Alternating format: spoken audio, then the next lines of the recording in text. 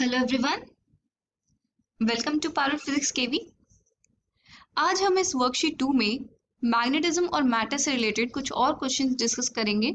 Some important questions जिसमें हम terrestrial magnetism से रिलेटेड जो फ्रीक्वेंटली आस्क्ड क्वेश्चंस होते हैं बोर्ड्स एग्जाम में उनको देखेंगे। Let's come to question number 1। What is the angle of dip at the equator? Equator पे एंगल ऑफ डिप कितना होता है?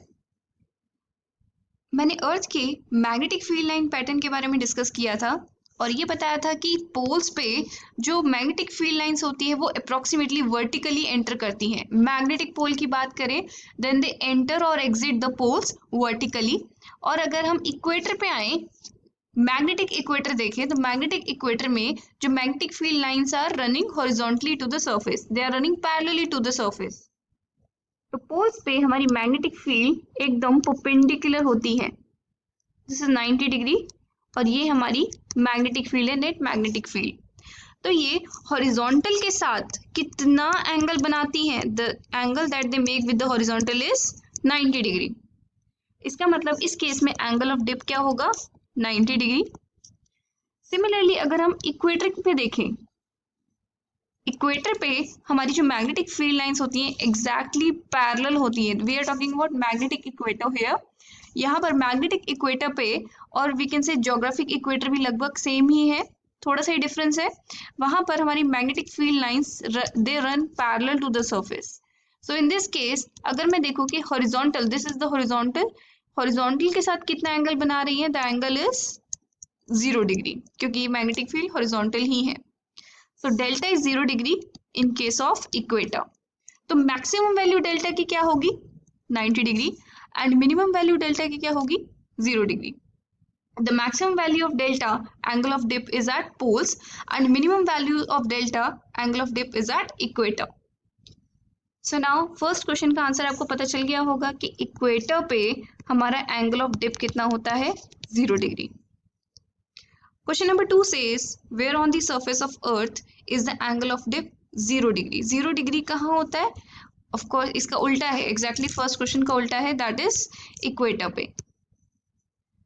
अगर इसी क्वेश्चन में पूछा गया होता कि एंगल ऑफ डिप 90 डिग्री कहाँ होता है, it's at the poles. Question 3 says, where on the surface of earth is the angle of dip minimum slash maximum?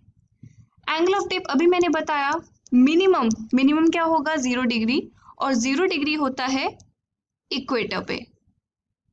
So angle of dip is minimum at equator and angle of dip is maximum at poles, क्योंकि उस पे कितना होता है? 90 degree. The angle of dip varies between 0 degree and 90 degree. Question 4 says, where on the surface of earth is the vertical component of earth's magnetic field 0? अर्थ की surface पे कहां पर वर्टिकल कंपोनेंट 0 है अर्थ की मैग्नेटिक फील्ड का? हमने पढ़ा था कि मैग्नेटिक फील्ड का हॉरिजॉन्टल कंपोनेंट जो होता है that is given by B cos delta, और वर्टिकल कंपोनेंट होता है B V is equal to B sine delta.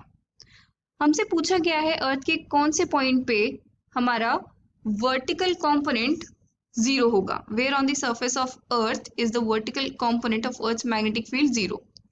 इसका मतलब वर्टिकल कंपोनेंट 0 है तो ये टर्म 0 होगी, और I can say that be sine delta is 0।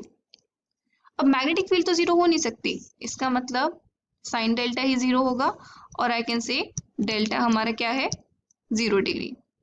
और डेल्टा 0 डिग्री कहाँ होता है हमारा? इक्वेटर पे। इक्वेटर पे हमने देखा है कि सारा का सारा कंपोनेंट्स इक्वेटर पे पैरेलल मूव करता है मैग्नेटिक फील्ड का, वर्टिकल कंपोनेंट कुछ होता ही नहीं है। इसी वजह से जो मैग्नेटिक फील्ड लाइंस है they run parallel to the surface at the equator. So the answer is equator. Question 5 देखते हैं। It says a small magnet pivoted to move freely in the magnetic meridian. At what place on the surface of earth will the needle be vertical? एक हमारी vertical magnet कैसी दिखती है? एक ऐसी magnet होती है जिसमें से एक मैग्नेट हमने वर्टिकली लटका रखी है, वो सेंटर पे पिवटेड होती है। It is free to move like this, इस तरीके से वो मूव कर सकती है।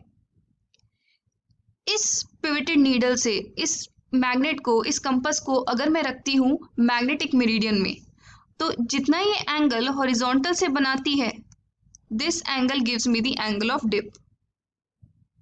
सिंपल सी बात है, यहाँ पर मैंने उस मैग्नेट को, उस कंपास को जमीन पे नहीं रखा है, उसको हवा में लटका रखा है वर्टिकली, और वो उसका जो प्लेन है, ये जो प्लेन है that lies in the magnetic meridian. तो ये नीडल एग्जैक्टली वर्टिकल कब होगी? जब हमारा हॉरिजॉन्टल से जो एंगल बनेगा वो होगा 90 degree, that means the angle of dip is 90 degree. और एंगल ऑफ डिप 90 डिग्री कब होगा? पोल्स पे, यस, अर्थ के पोल्स पे एंगल ऑफ डिप 90 डिग्री होगा। वहां पर अगर हम ये मैग्नेट ले जाएं, वर्टिकली टांग दे, तो ये जो नीडल है ये एग्जैक्टली डाउनवर्ड्स पॉइंट करेगी। क्वेश्चन नंबर 6 देखते हैं। What is the angle of dip at a place where horizontal and vertical component of earth's magnetic field are equal? हमें वो एक अर्थ पे एक प्लेस है जहां पर हॉरिजॉन्टल और वर्टिकल कंपोनेंट अर्थ के मैग्नेटिक फील्ड के इक्वल है। हमें वो एंगल ऑफ डिप बताना उस प्लेस पे। These are the formula for horizontal component and vertical component. B horizontal is B cos delta and B vertical is B sin delta. ये दोनों equal हैं क्वेश्चन के according. BH is equal to BV. So I can write B cos delta is equal to B sin delta. B gets cancelled. तो अगर मैं cos को नीचे ले जाती हूँ, मुझे मिलेगा sin delta upon cos delta is tan delta is equal to 1. और tan थीटा की वैल्यू 1 कब होती है? जब थीटा की वैल्यू होती है 45 डिग्री। इसका मतलब एक अर्थ के ऐसे प्लेस पे जहां पर डेल्टा की वैल्यू 45 डिग्री है, वहां पर हॉरिजॉन्टल और वर्टिकल कंपोनेंट अर्थ की मैग्नेटिक फील्ड का सेम होगा। क्वेश्चन नंबर 7 देखते हैं। The vertical component of earth's magnetic field at a place is √3 times the horizontal component of earth's magnetic field. What is the value of angle of dip at that place? Question के according मुझे दे रखा है BV is equal to √3 BH और हमें निकालना है delta. Simple है, यहां पर भी हम एक्सप्रेशंस रखेंगे। BV is equal to B sine delta is equal to √3 times BH is equal to B cos delta and B gets cancelled here. तो sine delta upon cos delta, यहाँ इसको मैं नीचे ले जाती हूँ तो मुझे क्या मिलेगा? tan delta it is equal to √3। For what value of delta is tan delta √3? Delta की वैल्यू अगर 60 डिग्री है, this is from trigonometric tables which I hope that you know. tan 60 is √3. इसका मतलब angle of dip at that place is 60 degree. That's the answer. एक और point भी मैं इस वर्कशीट में बताना चाहती हूँ। यू कैन बी आस्क्ड कि जो अल्फा होता है, alpha is the angle of declination, the angle between magnetic meridian and geographic meridian. इसकी मैक्सिमम और मिनिमम वैल्यू क्या होती हैं? देखो, ये हमारी अर्थ है जिसे मैंने यहाँ शो किया है। ये हमारा ज्योग्राफिक नॉर्थ पोल है और इसके एग्जैक्टली डायमेट्रिकली ऑपोजिट हमारा ज्योग्राफिक साउथ पोल है। इसके थोड़ी सी दूर 11.5 डिग्री पे यहाँ पर आता है हमारा मैग्नेटिक नॉर्थ, जहाँ पर जिसके जस्ट नीचे हमारा उस बार मैग्नेट का साउथ पोल लाई करता है, जिसकी वजह से अर्थ की मैग्नेटिक फील्ड एग्जिस्ट करती है। नाउ ये दो पॉइंट्स हैं हमारे पास। ये जो लाइन दोनों को ज्वाइन कर रही है, दोनों पोल्स को ज्वाइन कर रही है, इसको मैं अगर आगे एक्सटेंड करूं, देन इस लाइन पे मैंने एक पॉइंट लिया। इस पॉइंट को लेट सपोज मैं नाम देती हूँ P। तो मैं P पर अगर खड़े होकर देखूं तो किस डायरेक्शन में मेरा ज्योग्राफिक नॉर्थ पोल लाई कर रहा है? इसी डायरेक्शन में लाई कर रहा है। और किस डायरेक्शन में मेरा मैग्नेटिक नॉर्थ पोल लाई कर रहा है? वो भी इसी डायरेक्शन में लाई कर रहा है। तो जब दोनों डायरेक्शन सेम है, ज्योग्राफिक नॉर्थ पोल की भी और मैग्नेटिक नॉर्थ पोल की भी, तो इस केस में अल्फा की वैल्यू क्या होनी चाहिए? द अल्फा शुड बी 0, क्योंकि वो क्या है? एंगल है दो डायरेक्शंस के बीच में।